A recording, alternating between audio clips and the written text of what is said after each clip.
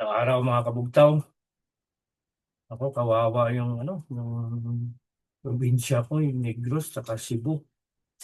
Umakyat na raw sa 188, 188 yung confirmed na namatay, and still rising kasi marami pang missing na hinahanap eh.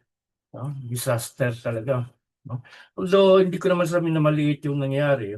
So, itong bagyo, itong Indol, no? Medyo nasanay ng mga Pilipino dyan. Ilang bagyo na rin, ilang lindol na rin, ang dinaanan ng Pilipinas. Natural disaster yan eh. Wala tayong magagawa dyan. But I believe the greatest disaster that happened to this country is Bongbong Marcos. Governance failed. Hindi naman daw nagtatrabaho yun eh. Na panood ko nga yung expose ni Nikki Cositing. No, nasabi niya, well, contemporary sila, they grew up together. Nung kabataan niya, marami siya naririnig na yung si Bongbong Marcos, lagi na sa disco, laging high on drugs, talagang tamad daw yan. Hindi, kahit yung tataya nga nagsabi na yan. So governance, failed. Disaster preparedness, failed. No? Sa isang command conference sa Ginaldo, tinanong niya pa yung mga general, anong gagawin natin? He was not really in command. He was not in charge. No? Corruption failed. No? Grabe ang corruption sa bansang ito. Marami na ako nakitang post si Jojo De Leon, ng Marines, galit na galit na. No? Pinopost yung mga kahirapan ng tao, yung mga namasay. Sabi niya mga buhaya, tingnan niyo yung ginawa niyo, nakakamasay ang corruption. No? His father was in the Guinness Book of World Record as the biggest thief in the world.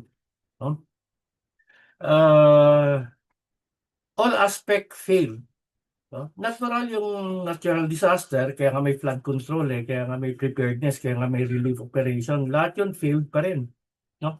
Pero sa opinion ko, sa pananaw ko, his greatest failure is his foreign policy. Sinuportahan ko yan si BBM. No? Kasi akala ko pagpatuloy niya yung independent foreign policy ni Pangulong Digong, at saka anti-US yun, pro-China yun si BBM. Pero noong 2023, pagdating galing Amerika, nagbago na, naging pro-US na, anti-China na. May deal daw sila divided. Ang balita ko sa Hidden Belt. Nung nag-anti-China at pro-US siya, doon na akong nagdesisyon na kumalas, tumiwalag at kalabanin siya. Kasi sa opinion ko, yun ang greatest disaster. Yun ang greatest failure, yung foreign policy niya. Bakit? Kasi the prosperity shifted from the west to the east. Andito ngayon. No? Yung mga Asian nation talagang na sumama sa China, talagang umunlad. No? Ang bilis, ang laki ng pagpunlad. Si Bangag naman, dahil sumusunod sa utos ng Amerikano, ginawa yung China at saka nagpo-provoke pa dyan sa South China Sea. No? Instead of, whereas other Asian nations are creating opportunities, ang foreign policy nila is towards economic progress, no? Cooperation, collaboration. Ito naman, foreign policy niya, creating enemies at nilagay ang bansa sa malubhang panganib. No? Kahit si Putin, nagsabi na nasa crosshair na ng Russia, Pilipinas dahil sa mga missile ng Amerikano dito. Yun talaga ang tingin ko na kinagagalit ko, pinakapalpak ni BBM. Wala talaga, ano kaya ang kapalaran ng Pilipinas? Bakit tayo nagkaroon ng presidenteng Abnoy tapos nagkaroon ng presidenteng Bangag? No?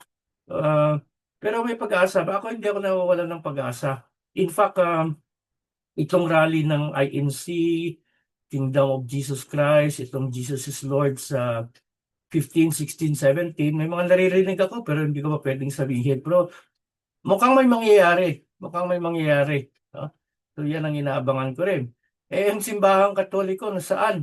Ayun, kakakita ko lang ng Facebook post ng isang kaibigan kong pare, si Ambo, Bishop Ambo. No? Nananawagan ng Truth Commission na imbestigahan yung mga extrajudicial killing ni Duterte. Nililihis na naman ang issue. Parang yung parang yung ICI nandun sa Davao, yung baha nasa Cebu. Kaya nga sira na rin si Magalong. Eh. Akala ko ba nag-resign na siya dyan. Eh dahil sumama siya dyan, wala na. Sira na rin siya. No? Marami na rin ang lalabasan yung kay Tito Soto, yung skandalo niya. No? So, yung pag absuelto na. No? It's as good as absuelto yung si Romualdez. No? Kakasuhan na ng gross negligence. Kaya sobra na, tama na. Naalala ko na 86, second year college ako noon yung EDSA 1. Bago nangyari yun, yun ang sigaw ng mga tao kay Marcos. Sobra na, tama na, palitan na. No?